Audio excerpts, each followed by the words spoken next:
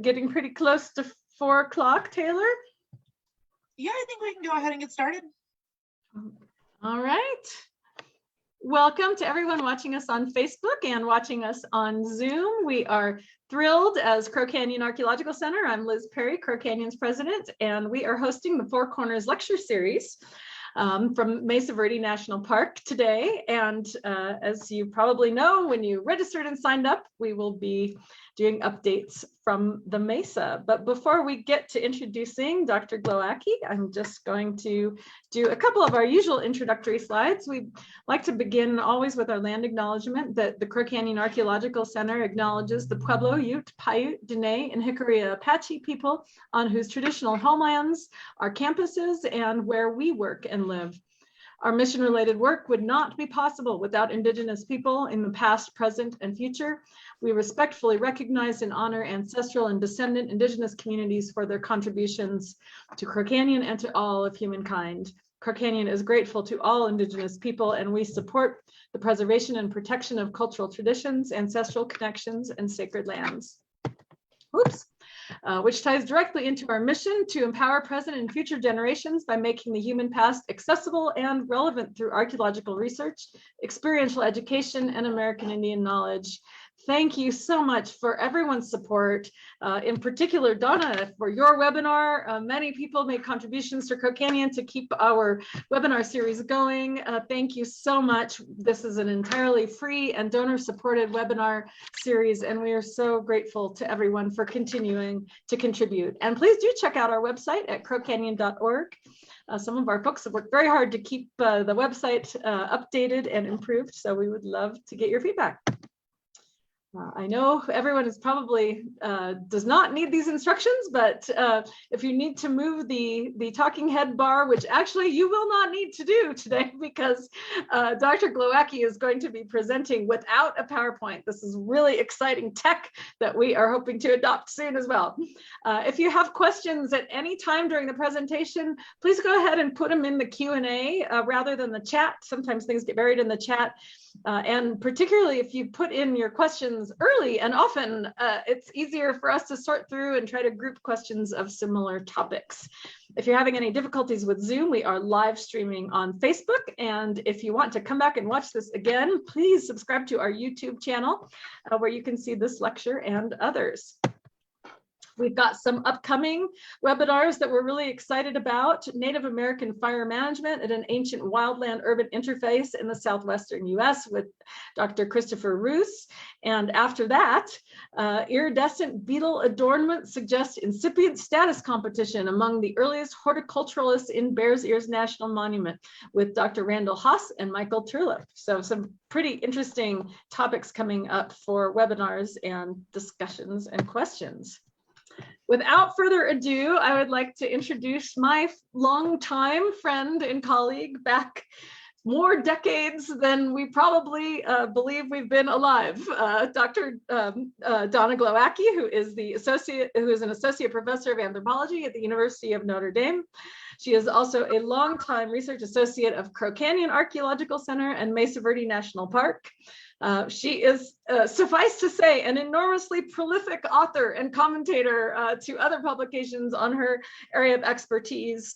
And it would take up too much of her time for me to list all of those, but I will put a shout out for her book, Living and Leaving, A Social History of Regional Depopulation in 13th Century Mesa Verde. So if you have not got that on your coffee table, you should jump and get it right now.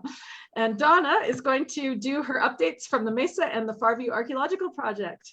So thank you so much for joining us and contributing to the lecture series. Can you hear me, Donna? Yeah, can you guys see me just fine? Yeah, I think so. I am, hopefully, Taylor, everybody can be on speaker view would be important. Everyone's on speaker view now. Okay. All right, well, super. Well, thank you for that kind introduction, Liz. And hi, everybody. I really wish you were all here at Mesa Verde, but I am glad that you are all out there for sure.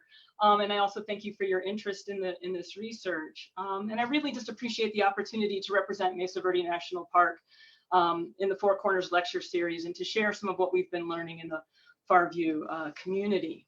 So today, since we've really only just finished the survey at the end of August, and we're actually still working on finalizing some of the site documentation and writing the final report.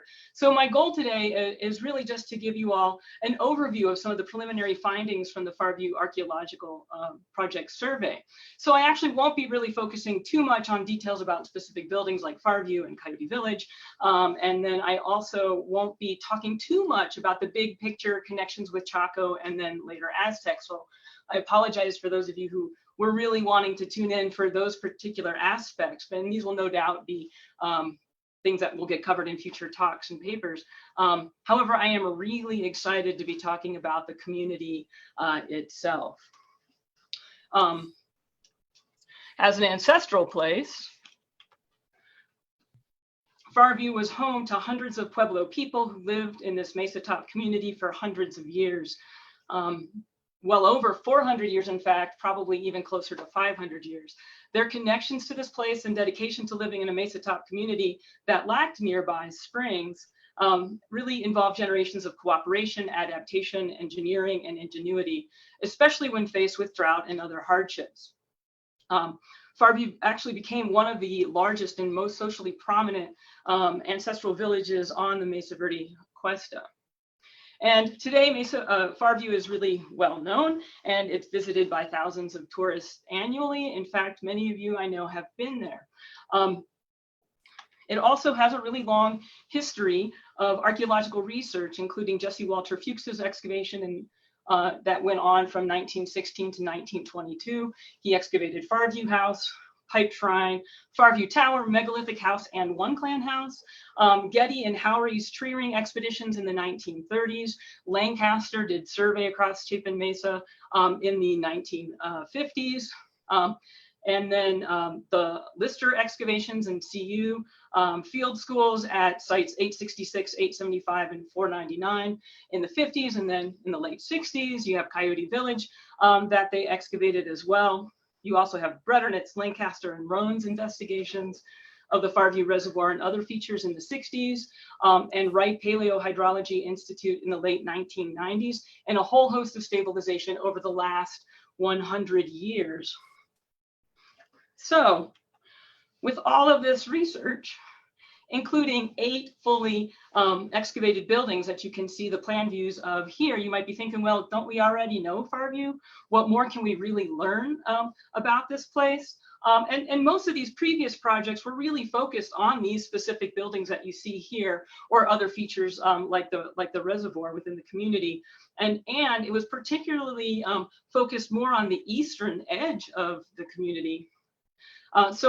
The thing is that over the last 100 years, much less attention has been paid to the community scale.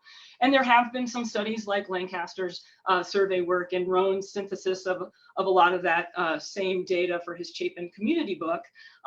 But a more recent updated view of the community really hasn't happened.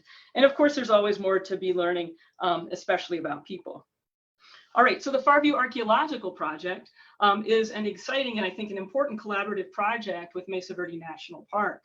Overall, the Far View Archaeological Project seeks to better understand community dynamics at Far View and how the Pueblo people who called it home lived in relationship with place, environment, and society, including Chaco and Aztec. So an important emphasis for us in this project is on connections with people, connections with the land, with the water, within the community, with nearby communities, and with faraway places. From the Park Service and preservation management perspectives, the Far View Archaeological Project goals are also to update site documentation to current standards and to have a complete full coverage survey and map of the Far View community to aid in planning, condition assessment, mitigation, and interpretation. The Far View Archaeological Project is a long-term ongoing collaboration that is bringing together a century worth of legacy data and collections and archives, the full coverage survey at a larger landscape scale, photogrammetry work, LiDAR, hydrological data, architectural reconstructions, ethnography and indigenous perspectives, And the project is involving archaeologists, natural resource specialists, hydrologists, curatorial staff, students, and hopefully more. So this project really would not have been possible given the scope without the hard work, time, and support of many. So I'd like to really thank people up front. I hope I've gotten most everyone listed here, but I would also like to specifically thank Tim Hovasak, who made the project possible. And then Liz Dickey and Chris McAllister, whose expertise in management continue to make the project possible. Joel Gamache and Andy Goss have just been amazing to work with on the survey this season. And then we also worked with Carol Graham, who was great in 2021. Sheldon Baker has helped with GIS, Kay Barnett with architectural reconstructions and archival work, Drew Spear with paleohydrology, and then as you can see, many others. I am also co-directing the survey portion of the Far View Archaeological Project with Sean Field, who is a PhD student at Notre Dame and is using some of this data for his dissertation work. It has been a real pleasure to be working with him on this project. The project is also inspired by the cultural resilience of the ancestral Pueblo people who lived at Far View and sustained this large community for well over 400 years, despite the challenges of their limited access to water. And we have certainly been learning a lot from them. All right, so the first thing, getting into what we've been learning about Far View, the first thing that I think is important to know about Far View is its geographic location, which I'm sure you probably already anticipated. Obviously, Far View gets its name from the views, especially to the south, which is what you can see here. They really, truly are amazing. Far View sits at 7,600 feet in elevation, and it's also at a really good part of the mesa where the tilt happens, and that also accentuates the views. A man named Mr. Jason Myers, who worked on Fuchs's crew in 1960, was apparently the first person to use the name Far View. All right, so you've been looking at the view. Sorry that my head's in the way for some of it. But you've been looking at the view, and lots of people really focus on the distant views towards Chaco, to places like Angel Peak and Huerfano Mesa, which you can see from the first and second story of Far View House, based on some viewshed analysis that Sean has done. And these views are certainly really important, and the connections to those places very meaningful, and they evoke the connections to Chaco and later Aztec. But what is often overlooked, pun intended, are the immediate views from Far View, which to me are also very interesting and powerful. All right, so Far View actually has one of the best locations to be able to look across the confluence of Little Soda Canyon and Soda Canyons, and it can see this neighborhood, which includes at least 5 of the largest ancestral Pueblo villages on the Mesa Verde Cuesta. Not only that, but from all of these other villages that are in Far View's viewshed, you can't see all of the other ones simultaneously. So it's a really important and unique position. The other thing that's really important to know is that this really was the hub of where people were living on the Mesa Verde Cuesta, especially from 950 to 1150. So to give you a sense of what this part of the community's viewshed is like and how it's shared, there's sites, Juniper Flats, the 34-plex that was excavated by Derek O'Brien. Then you've got to get out of your way, sorry. The Battleship Rock Complex, which is 2 different sets of sites or villages, but really it's one giant one, as you can see in terms of size. Then there are also 2 large villages on Park Mesa Village and the Horseshoe Ridge Reservoir.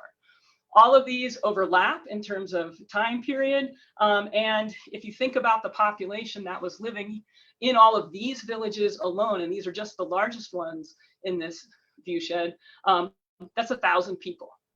And that doesn't include Far View's population. Then if you add in 3 large ancestral Pueblo villages on Moccasin Mesa, you're looking at 1,300 people. And if you then consider Far View as part of all of that, the population just in the large villages alone is about 1,600, 1,700 people. And then if you keep going farther east, outside of the view shed, you also have Moorfield, Great House Village, Prater Village, and also Whites. All three of those are large villages with great houses and great kivas.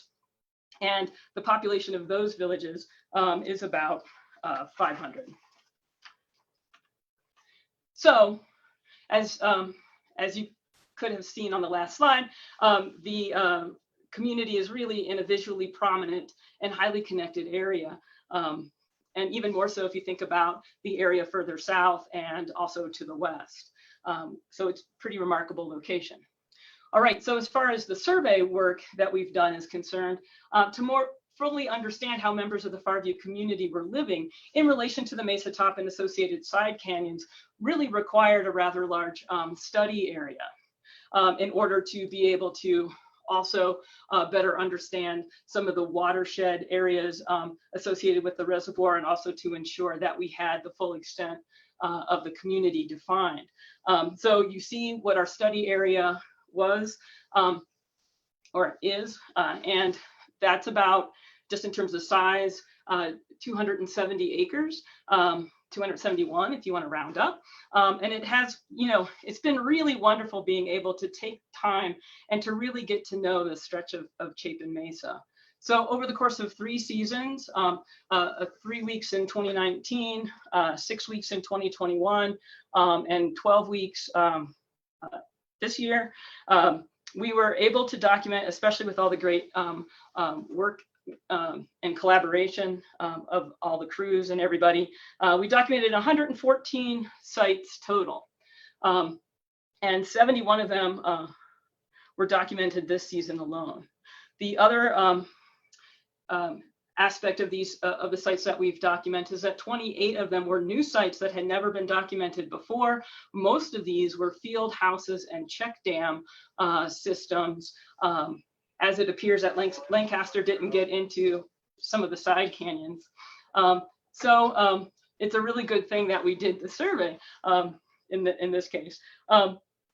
So as we were doing the survey, our goal was to remap all of the sites with the current GPS system and integrate it into the park system. We updated the site forms to what is being used today for the level 3 forms. We did photos and also pottery and lithic analyses in the field. So that's the survey area, to give you a sense of that. Based on Fuchs, Lancaster, Roan, and Breddernitz's prior research, the community has really been variously described as having 16 to 20 mounds plus the reservoir. And our survey results reveal, well, first confirm that, but then also reveal that there are 59 habitation structures, 35 room blocks with wall alignments, but then also 24 rubble mounds. There's 6 to 8 field houses, 68 pit structures, 1 that's oversized, and 4 large central kivas, 1 at Far View House, 1 at Pipe Shrine, 1 at One Clan House, and 1 at the 200 block, which you'll see in a little bit. There are no great kivas that are here at Far View. And so now I'm beginning to suspect that maybe people at Far View were going over to the great kiva at Battleship. There are also 4 towers across the community, and then the Great House complex, and I'll be talking about sort of how that looks like it's being organized. And then there's a possible circular bi-wall structure, but it's possibly something else, and so it's pretty up in the air. I'll talk about this structure in a little bit, but there's also the reservoir, of course, and then a really complex system of interconnected canals and diversions. There's retention basins and check dams. So there's a very involved water management system that the Pueblo people were using at Far View. And then the arrow is showing you where the South Road is, and we've mapped a part of that, about 4 miles of that. Okay, so there's a lot going on in this map, and it's really hard to show such a big area in ways that you can really see everything. So here's a little bit more of a close-up just so that you can get a sense of the main part of the community from the Far View Reservoir down to a bit of the southern extent of it. All right, so I'll let you take a look at that for a little bit, and then explain that to examine how the Far View community grew and changed over time, we used the pottery and architecture data by combining a seriation using correspondence analysis with population estimates that were derived using a decomposition model that is based on rubble and room block volumes that was developed by Sam Dewey and his colleagues. And so we've been really busy over the last just a couple of weeks trying to get preliminary results. And so this shows you the what we're working with so far on our demographic and occupation history reconstruction. It shows that population starts in the 700s. The community really gets started in the 700s, early 800s, and for the full arc, it lasts until the early 1200s. Definitely by 1250, people had moved on. But you'll notice the very prominent peak in population occupation here at Far View is in the 1000s.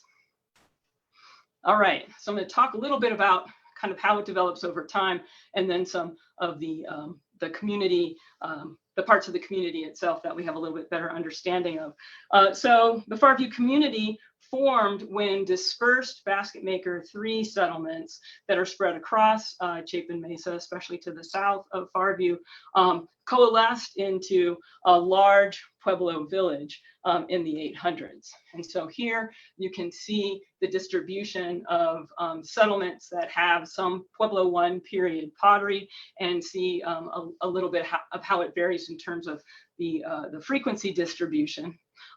But this is, the first important thing is sort of the geographic location of Far View. But the next important thing that I think everybody needs to learn about Far View is just how big the Pueblo I village was prior to what happens in the Pueblo II period and after. Really, the footprint of everything that we see today is related to the 1000s occupation. But there's a really dense and long Pueblo I period occupation underneath all of that. And we've known that and been aware of it. I was just surprised at how extensive it was. So it really starts as a big village, and I'll talk a little bit about why it might have gotten so big in a little bit.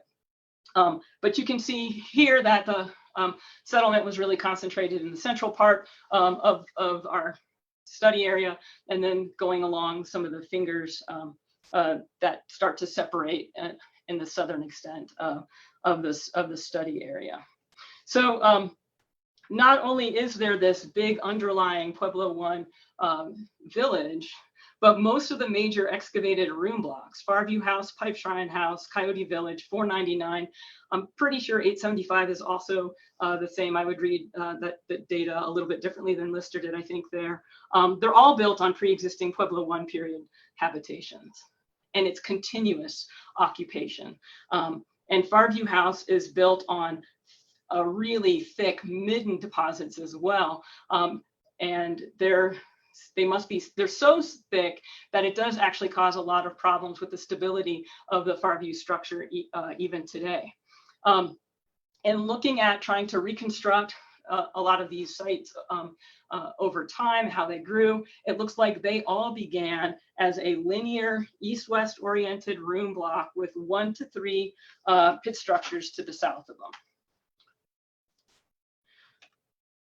Okay, the next phase in terms of growth, there seems to be some moderate growth in the 900s, followed by much more prominent and significant growth of the community in the 1000s, with the peak somewhere around 1050, more or less, early to mid 1000s. So it's really the 11th century when the Far View community was the largest, with probably more than 300 people by huge margins. The most prominent pottery at Far View is the Pueblo II types, Mancus and Cortez and Wetherill black on white. There's a little bit of P1 pottery types, and then even a little bit less of Pueblo III period types in terms of the distributions. All right, so in the 1000s, here is what the village looks like in terms of how it has extended and intensified in the central part of Far View, to give you a sense there. All right, so let's take a little closer look at some of the community organization during the mid to late 1000s and going into the 1100s, which is when we also see the expansion of Chaco and influence in the Mesa Verde region. So depending on how you count them, they're in the center of the village, there are about 8 to 10 room blocks, with at least 4 of the most prominent buildings having enclosed kivas.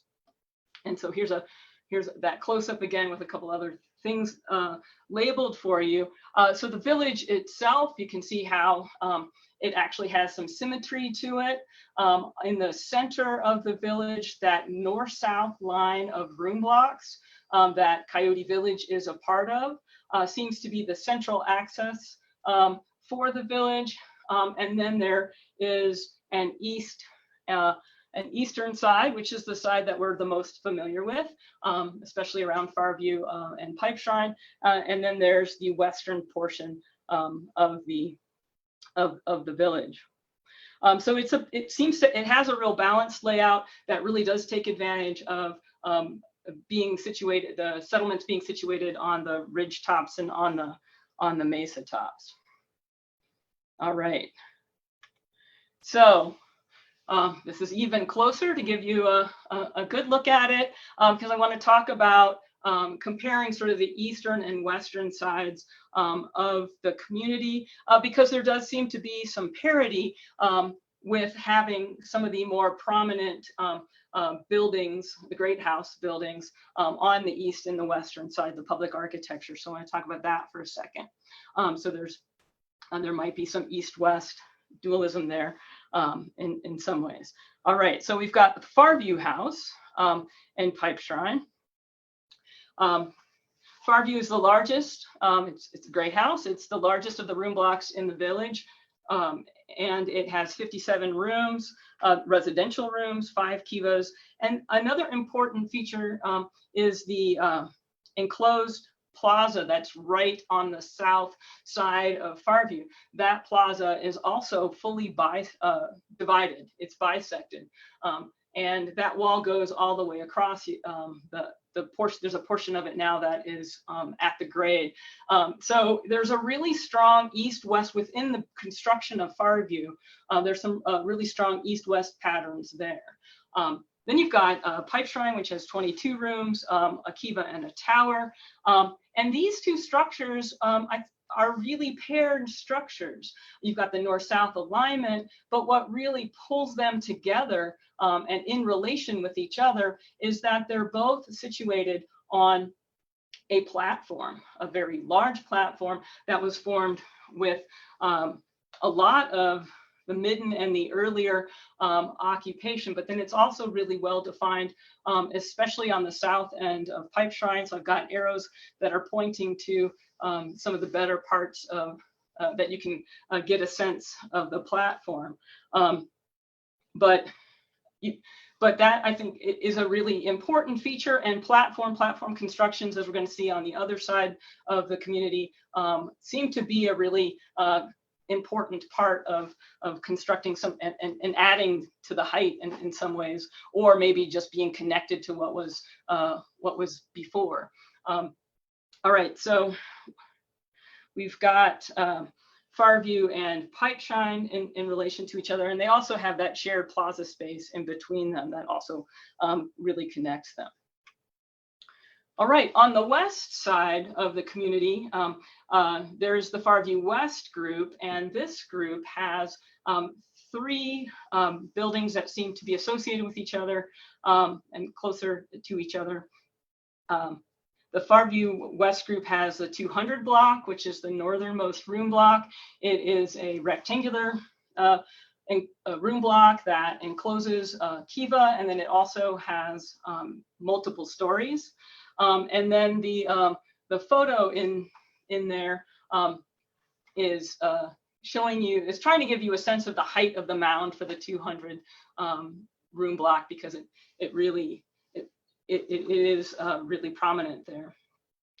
South of the 200 block is 872. And this is what we've been kind of thinking about as being a possible bi-wall structure, in part because when you're standing in the middle of it, you are surrounded on all sides by substantial mounds and architecture. And you clearly have rooms and rubble around 3 sides of it. It is fully enclosed, but as you can see in the map, the southern part of that room block is actually on the surface. There's not much rubble, and it all seems to be earthen. So I don't really know exactly how to interpret that. It might be good to do some auger testing or something to really figure out, because it could be that it is a bi-wall structure and the rooms are just covered over with dirt. But it could also be that this may be a different kind of a feature. And I'll be talking about this in a little bit, but it could be that that is earth that they're, and silt that they're clearing out of a shallow basin. So in any case, it's an interesting building. And then south of that is an oversized kiva that's associated with rooms, and it is the largest kiva in the community. Now, the red arrow is pointing to the south end of the 200 block, because the 200 block gets some of its height because it's also built on a platform, and it's really noticeable, and it's really lots of midden, and it probably is also an earlier P1 occupation that has been there, that was there, and that was built on top of. And then also a little bit farther south of that area is where 875 is located, that Lister excavated. And 875 is also built on a platform. And in the excavations, Lister notes that not only was the initial room block built on a platform, but when they went to expand that room block, they also added on to the platform. So it was an important part of that. Okay. So another important dimension to the Far View community is how extensively they were farming across the mesa in relation to the community. So there are 2 main areas for agricultural fields, the north and the south. And this also kind of affected the village layout and how connected the area was through water management systems with the canals and the diversions and check dams. In the study area, there are 162 check dams. 147 of them were mapped this season, so you could see what we were pretty busy with. Then there are also many more check dams that are immediately adjacent to the study area. In the southern area, there are 2 agricultural areas that are tied to side drainages. And in the southern area alone, there are 84 check dams. There are 2 check dam systems in the Soda Canyon side drainages, which is on the right side of your picture on the east side. And that has about 58 dams. And then there's 26 or 27 dams on in the other drainage, which is the East Fork of Navajo Canyon. So examining the agricultural productivity of this area is really important, and is part of an analysis that Sean will be doing for his dissertation to think about agricultural productivity in relation to some of the social changes that you can see happening in the community. So there will be more to say about this later.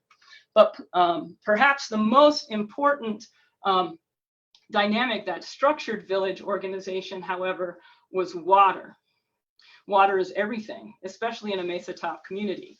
And there's so much to say about this topic that I could do a whole nother webinar on it. But given my now fleeting time, I am just going to highlight a couple things that we can discuss in the Q&A or some other time.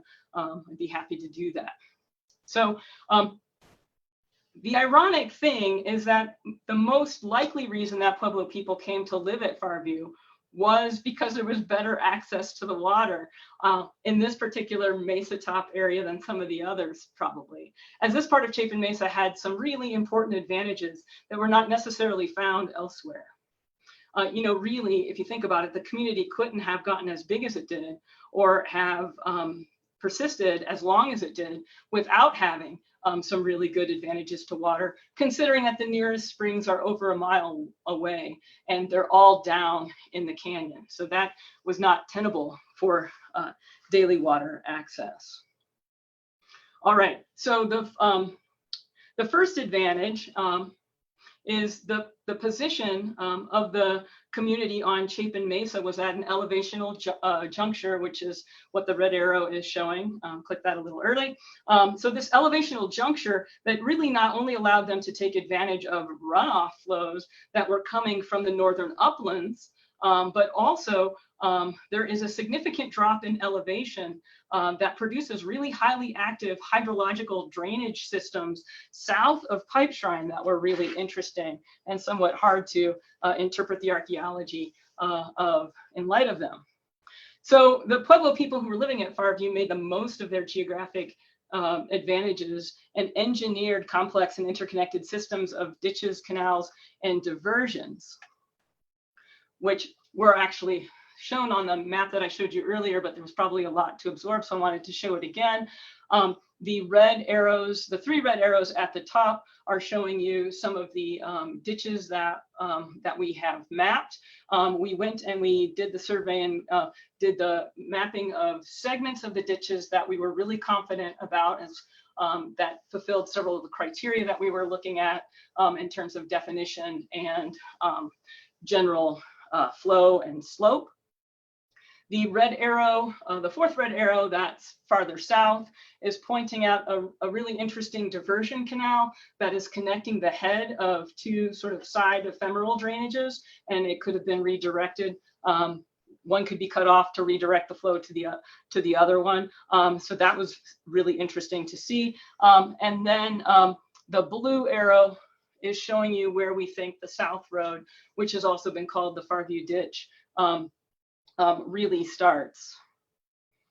Okay, all right, and so that was all the stuff that we mapped on the ground, but you can also use LiDAR technology, and as many of you have been taking advantage of, to really see some of these subtle features as well. And you can see some of the same features that we mapped on the ground first and how they map into how you can see them in this LiDAR imagery. And there's a lot of real excitement about it, and people have been coming to me and talking about these really cool features, especially these big side distributary canals, or some people will call that a belt loop road, or perhaps even a racetrack. So people have been really excited about it and thinking that this is kind of new revelations. But what I wanted to make sure I really emphasized is that people have really known about these exact same ditches that we could just now see much better with the LiDAR technology for 100 years. In fact, Richard Wetherill was the first person to really, at least in terms of what we know in writing and publications, was one of the first people to actually talk about the ditches. It was reported by Nordenskjold, and who also talked about reservoirs. Fuchs has talked about, he also really talked about irrigation ditches and reservoirs, which I'll talk a little bit more about in a second. Stewart was a soil conservation scientist in the 40s, who also documented these features. And probably the most complete descriptions were with the work that Roan, Lancaster, and Bretternitz have done. In fact, this is the 1964 National Geographic artist reconstruction of the Far View community on Chapin Mesa. That was, I think, really based on Art Roan's 1963 publication in American Antiquity. So I think it's just important to remember that people really have known about these features for a long time, but now we can kind of better document them and maybe think about how they may have worked and whether they were more road-like or ditch-like and canal-like. I do think they were used to help with water management. I don't necessarily think there were flowing rivers that were going through Far View, but certainly at different times, those channels would have helped with some water flow.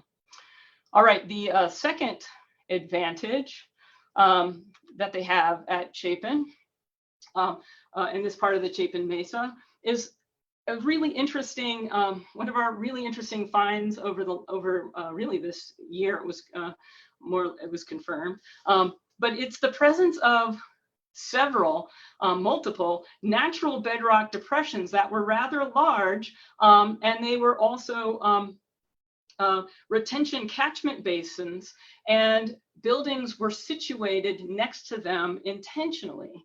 And so I'm just still pretty surprised by it. They're very cool. Of course, these aren't new features either, because Fuchs talks about these in his 1917 report. He notes that there were multiple buildings in the community who had them, but he also said that he didn't label them all, but on his map in his report, the map that was done by Stansberry, you can see where the arrow is pointing. He labeled a depression area off the southeast corner of Far View House as an old reservoir. So this summer, we ended up doing some auger testing on two big depression features. One of them was this one off the southeast corner of Far View House, in part because we knew that there were different ideas about what that depression may be. One perspective was Fuchs, and that it was somehow related to water retention, but it's also been labeled as an unexcavated Great Kiva in some of Benson's recent work. So you have two different perspectives that really required at least a little, as minimal invasiveness as possible with the investigation, augering to try to determine if it was a cultural feature or not. Then off the southwest corner of Pipe Shrine last summer, I think I'm standing in the way, off the southwest corner of Pipe Shrine, there is a 10-meter diameter, much more circular depression that Joel Gamache noticed, and it looked like it had a lot more potential for a Great Kiva than the one that was off of the Far View House in terms of shape and position relative to the canyon rim. And so we auger tested both of these features. The short version is that neither of them are Great Kivas, and they are both natural features, and they are these bedrock basins that the people living in Far View were keeping those areas clean, at least based on the geologic profiles that we could see in the auger testing.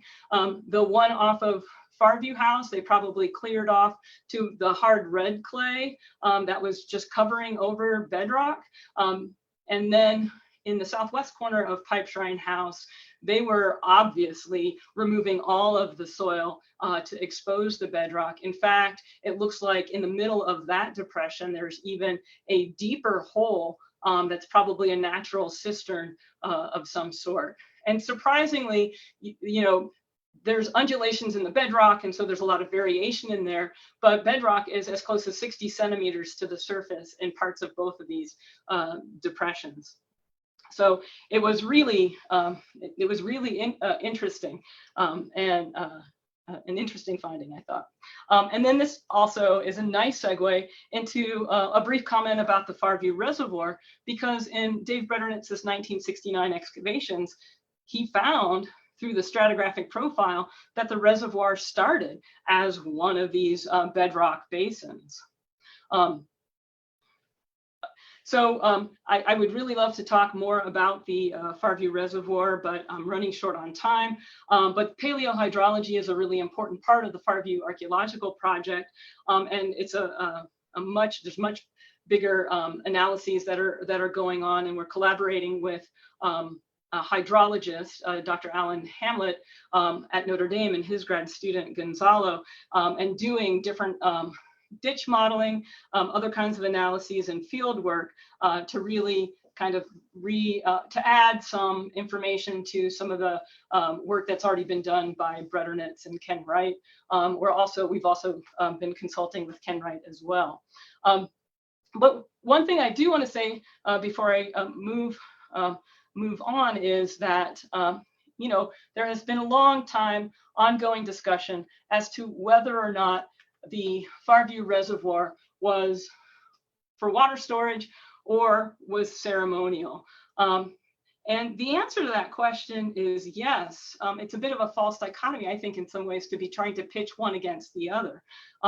It is both, and it has always been both.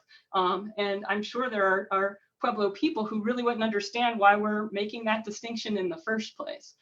So I just wanted to throw that out there and give you something to think about there. And as I said, I'm happy to talk more about that at some later time. But to wrap this up so I can give at least some time for questions and answers, I just want to talk just briefly about how the community ended. Our preliminary demographic and occupation reconstruction indicates that, and as you can see here, population levels were kind of in a state of general decline after about 1100. And that decline got a little bit more precipitous after 1150. The community is just seems to contract over time. You've also got the mega drought, the 1130 to 1150 mega drought in there, and other subsequent droughts that occur as well. And by the early 1200s, people had moved away from Far View and relocated. Perhaps they just relocated down Mesa. There's a number of smaller cliff dwellings on the east side of Chapin Mesa. There's also smaller P3 settlements on the Mesa top further south. So they might have relocated there, or they might have gone to other locations entirely. But this is what the distribution of the Pueblo III period pottery types is showing us in terms of where people were in the community. And you can see that it's contracted a little bit. So it just gives you a sense of what that might look like. All right, so, although there were likely social reasons that were also contributing to the challenges people were experiencing, given their precarious position in relation to water, it also appears that the Far View community was probably more susceptible to environmental downturns, which then probably started causing people, or perhaps even forcing people to relocate over the course of the 1100s, and then it kind of accelerated by the early 1200s. Sean has been working on some climate reconstructions to examine this issue more systematically, but it really may be that Bretternitz was right, and climate change and drought played more of a role in causing Pueblo people to move away. I want to thank you all for your attention and interest. I'd also like to really thank Drew Reagan, who helped with all this fancy logistics for the presentation, and I hope it came through clear. Wonderful. Thank you so much, Donna, for the fantastic presentation. And compliments and questions have been rolling in, and the questions they seem to fall into any particular category, so I'm just going to ask them. Some people interested in some specifics and other specifics. So I am going to start with a question from our own Ben Belrado, who wants to know, are there check dam systems along the sides of the Mesa too? Yeah, I made a comment in there. It was a really quick one, that there were also check dams that were adjacent to the study area. So there's definitely more check dams than what we even documented that probably would have been part of their agricultural area, especially kind of in these side drainages that are more towards where megalithic house is. And then there's also just south of the study area, I think there's another another drainage that starts to really open up and flow into Soda Canyon. And I was just looking at that today, and the site records there say there's 55 check dams. So it was pretty incredible what they were doing. Wow. So the answer would in fact be yes. Yes, Ben, they definitely do. Thanks, Donna. We have a question about the towers. What do you think the towers were used for?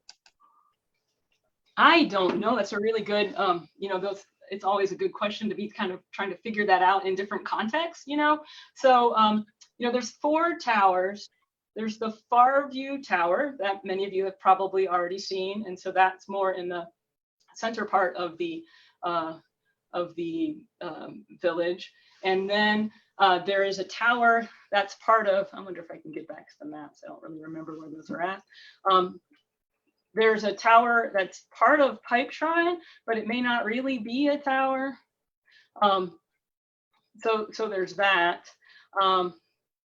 And then there is a tower that's associated with one clan house, and then a tower on the west side. So they seem to be kind of distributed east, west, and north and south.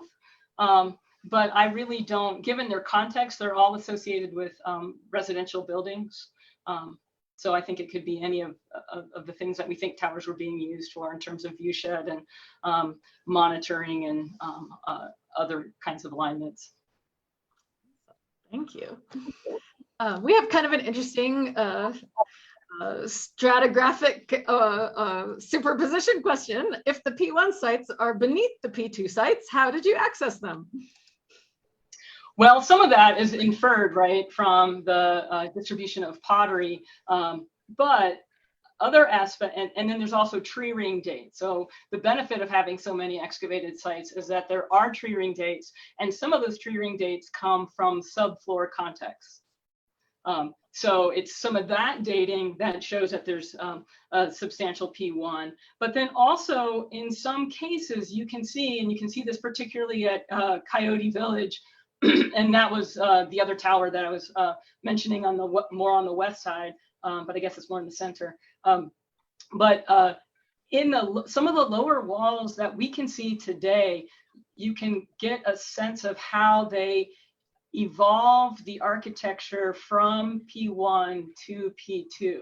So in fact, at certain points, it looks like parts of that, some of the households still had more P1 architecture that was tied to some of the more P2 style architecture. And then that changed again over time. So you can see some of that in the basal courses, but there's been a lot of change with some of the stabilization. So you can't always, it's not easy to judge, but because of some of that stuff, it really was a continuous occupation. And that's, I think, one of the interesting things that's going to bear a lot more thinking about is sort of what was that connection that people had in the 1000s to the people that, founded the village in the 900s and the 800s, and how was that connection sort of embodied through the construction that's immediately superimposing on these previous rooms. Awesome. Thank you, Donna. One of our viewers asks, have you found any suggestions of cultural astronomical features? Well, that hasn't really been the focus of our work, but there are certainly different, like, well, this spiral that has been, that's on part of Pipe Shrine, and Fuchs. I really enjoy rereading Fuchs. So if you haven't read the Pipe Shrine Report or the Far View House, I highly recommend it. But he talks a lot about different kinds of alignments. And so especially in Pipe Shrine, there are shrine areas that he has identified that are cardinal directions. And there's one that's off the northeast corner that is a sun shrine. So there are things like that that are in the community. And so I'm sure there were astronomical alignments. Kind of an interesting agricultural question, probably relevant today. How do you grow crops in a single area for 400 to 500 years? Well, I'm sure they figured out what they should do and what they shouldn't do. So I'm not a farmer. There are many other people that would have much better answer to that. I have a lot of respect for it, though, because you do have to be paying attention to all of these really subtle cues to be able to figure out what to do. But with the check dam systems, it really seems like that's part of an intensification process that starts to happen, because they aren't able to grow the same amount of crops that they would need to grow in order to support the people who were living there. So they then started, building more and more check dams to be able to expand the land, because those check dams actually really do dramatically, I don't have the figures off the top of my head, but they dramatically expand the amount of farmable land, and the extent to which they were used for corn versus other things, I don't really know that as well. So if you did some crop rotation, that would probably help that 400-year problem. I bet. And kind of related to that question, someone asks about how much rain are these communities getting during the course of a year? How much rain? I really should know the answer to that, but I don't, because Sean has been really thinking about the precipitation reconstruction. So he and Drew Spear have been talking a lot about that. So I don't want to say a number off the top of my head, because I don't want to have wrong information out there. But Right. All right, some fun stuff. Someone asks about evidence for turkeys, and could turkey manure have been used for fertilizer? I would really use, I would use whatever I had available. So they could have used turkey manure, I would imagine. The turkey bones have been noted in some of the faunal remains have been noted in some of the reports. The Bob Lister did really nice reports on 866, 875, and 499. And so turkey has been identified at some of the sites and was present in the Far View community. Fantastic. We have a question that's coming possibly inspired by some of the continuous occupation from P1 to P2 that you were talking about. Why do you think these communities were not occupied during the basket maker periods? There actually was a light basket maker 3 settlement. One of the more southern site groups that we were documenting is a transitional basket maker 3 to P1. So there just isn't, we don't have really good tree ring dates from the previous excavations that would suggest that the basket maker 3 is under there, but it could be. So they're just these, for people who have worked in Far View House itself, there are these just interesting commentaries about how deep the midden is below Far View House. And a lot of it is sort of with respect to stabilization and how unstable the walls are because it's so thick. So it could very well be that there's basket maker 3 underneath Far View House, and we just wouldn't know it unless somebody really dug very deeply. But there are definitely basket maker 3 pit houses, especially going a bit outside our study area. So I tend to be thinking about sort of that period of occupation as being just a lot more dispersed. And then I think during that time, that was when people were realizing that you had these kind of funky little basins there were a lot more of these little basin areas that were collecting water, like where the Far View Reservoir is today. So I do think that is what was drawing people into this area and why it grew, probably so quickly. So there is basket maker 3 there. It's just harder to know exactly how much is underneath a lot of the later stuff that we have. Awesome. Would that be part of that? Yeah. Yeah, no, great explanation. We get questions, I know it's not necessarily the focus of your research, like the astronomical questions, but people are kind of interested in, is there a kind of local rock art around these sites that might be interesting to the questions that you're looking at? Well, there's, there are petroglyphs on some of the building stones, again, with, for example, the spiral, but there's actually other sorts of carvings in some of the stones. So within the community itself, there are also rock modifications, some of which are really kind of just interesting in terms of their position and their shape and things like that. We didn't really go down below the canyon rim.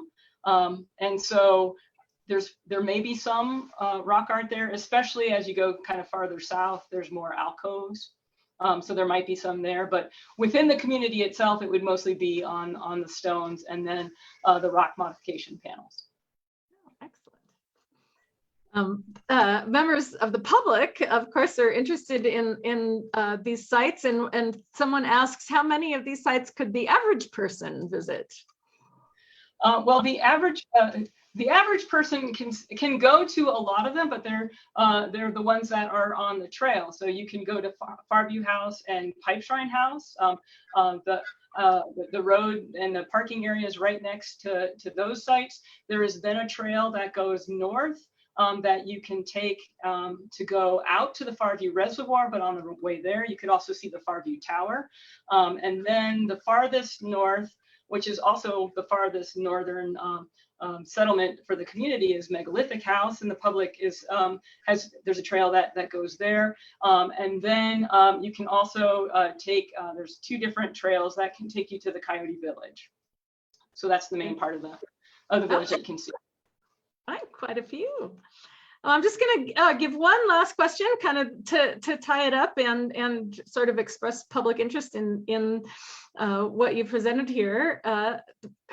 Some folks interested in, are there publication plans, either professionally or in terms of more general public access for the work that you're doing here? Oh, absolutely. You know, we did just finish, so some of that stuff is being formulated.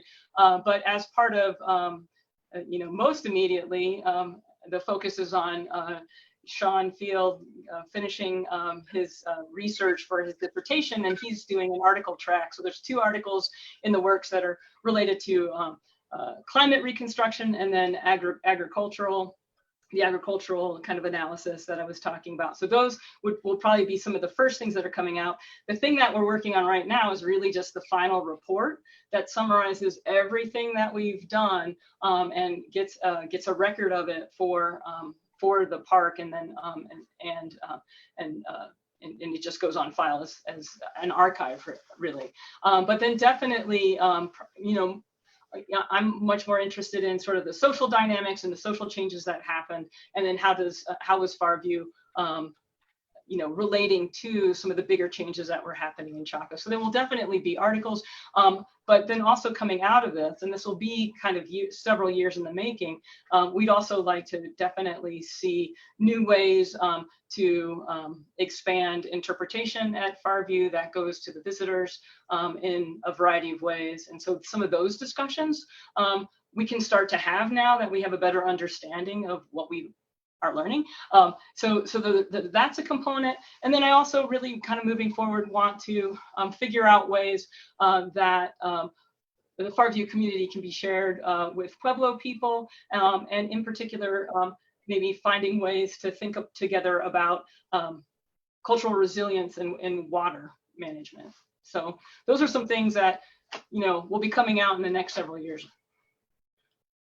Fantastic, fantastic. I know that we will all be looking forward to that. So we're just a couple minutes after 5, so we want to be respectful of your time. And thank you so much for the wonderful presentation.